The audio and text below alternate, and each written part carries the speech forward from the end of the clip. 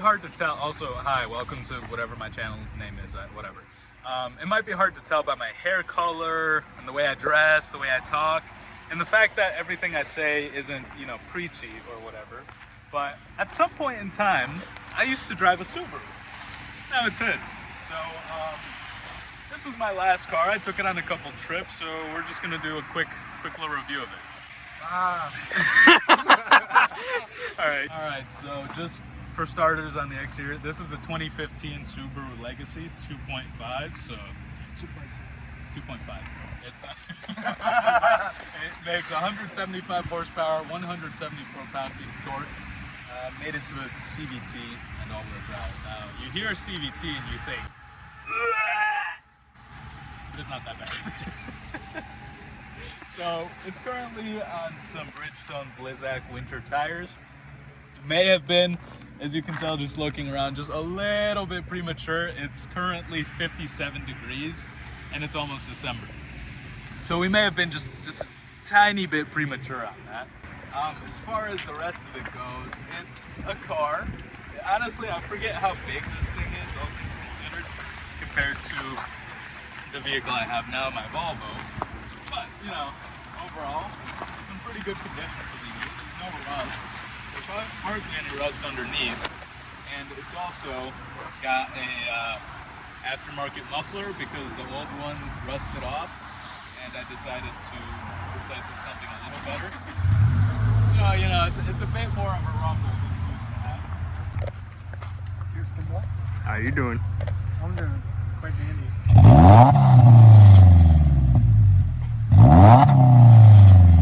Shaking like a leaf if I don't get my wine lost. As far as the interior goes, Gabriel, do you want to take over? Sure. So, I mean, it's pretty standard.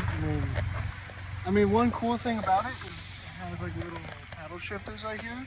So I can, it's better than going down all the way here and then pushing it up or pushing it down. Like mine? Yeah. Like a pour. Like a pour. Okay. The shifters are pretty nice, I'd say. Other than that, I mean, it's pretty much like any other car. I mean, the touchscreen and the mixture of like actual buttons, I think is pretty nice.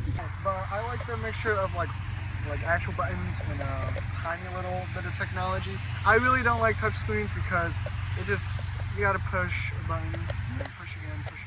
But instead, I could just press a button instead. Yeah, it's a lot of added complexity. So I'm gonna hop into the driver's seat for the first time in a little while. Kind of just, I guess, compare it to my current car as far as how it drives. All right, hop in. You can stop. All right, so before we get to the, I guess, live review / driving portion of it, I just had a couple other things to say that I didn't get a chance to when I was driving the vehicle. It wasn't a very long drive or anything. But yeah, this is a car that I had for a pretty long time. Obviously, it's no longer mine. And I mean, part of my review did come from kind of, maybe not measuring it against my personal car now. I will say, even though I do prefer my current vehicle, my 2012 S60, there are a few things I do miss about this car, chief among which is the fuel economy. So, for example, we just came back from a trip to Connecticut, and on that trip, I had to fill up my tank, I think, twice throughout the whole trip. Meaning on the way there and on the way back, which, you know, all things considered isn't too bad considering in either direction. It's about 300 miles. But having the Subaru here, we drove down before to North Carolina and only had to fill the tank, I believe, twice. And that was 12 hours each way, so it's about double the distance, maybe a little more. I might have filled it 3 times, but either way, you can see the difference in fuel economy. As far as handling and stuff like that goes, obviously the current vehicle I have is going to perform better, but they just have different design philosophies. One of them is meant to be much more of a commuter car. The other one is meant to be kind of a sportier sedan. So of course it's going to have a stiffer ride, maybe take corners a little better, but you know, depending on the purposes, both of these are overall good vehicles, CVTs and all. But yeah, we're just driving down to the mall real quick.